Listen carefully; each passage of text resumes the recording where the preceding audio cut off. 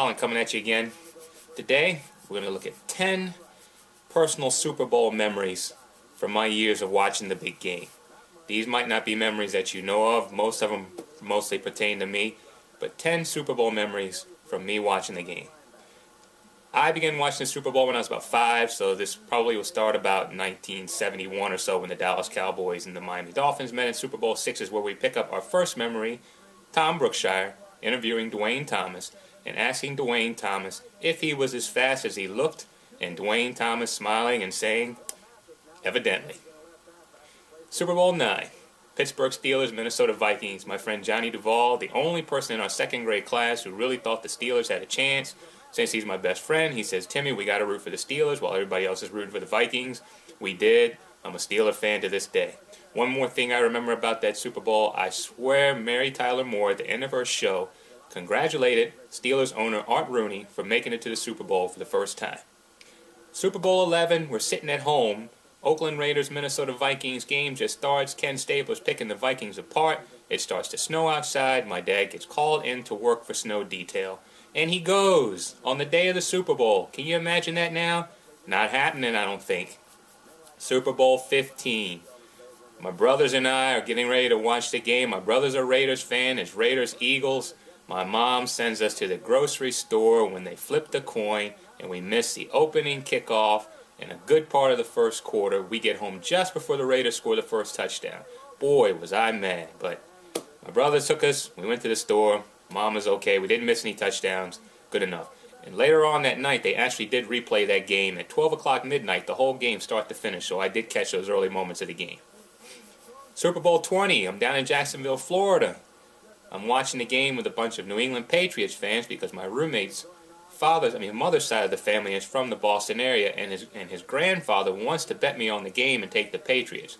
Well, we know this is the year of the '85 Bears, and the '85 Bears crushed the Patriots. I could have won some money, but I already knew the Bears were going to win, and I didn't want to take the old man's money, so I didn't take it. And I wanted dinner that night, and I was at their house. Super Bowl 26, I'm in the football block pool, $150 per square. I've got 7-0, the Buffalo Bills, Washington Redskins. Redskins have 17, Buffalo has nothing, but the Bills are driving. Pass interference should have been called on Andre Reed. It's not. Reed throws his helmet down, gets a 15-yard penalty, knocks him out of field goal range. I win my $150. Thank you, Andre. Hope you make it to the Hall of Fame this year. Super Bowl 30.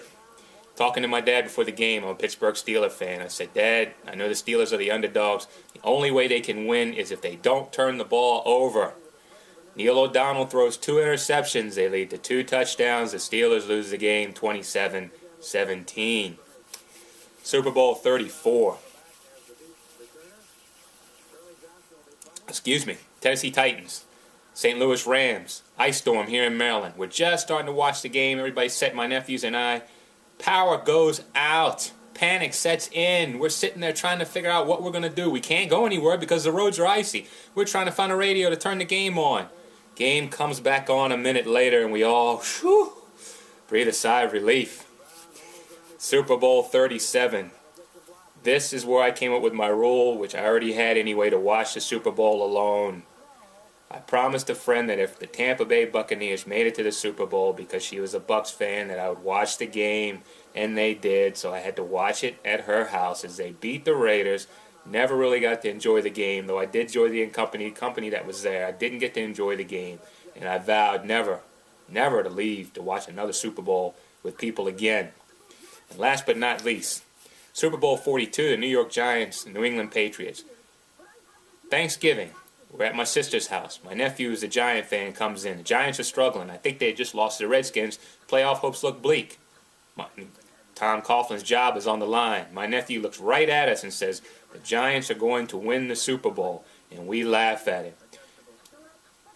2 months later, Eli Manning, Plaxico Burress, New England Patriots undefeated season goes out the window. My nephew puts on his Giants gear the next day, which I bought for him for Christmas, and wears it with pride as the Giants are the champions of the world.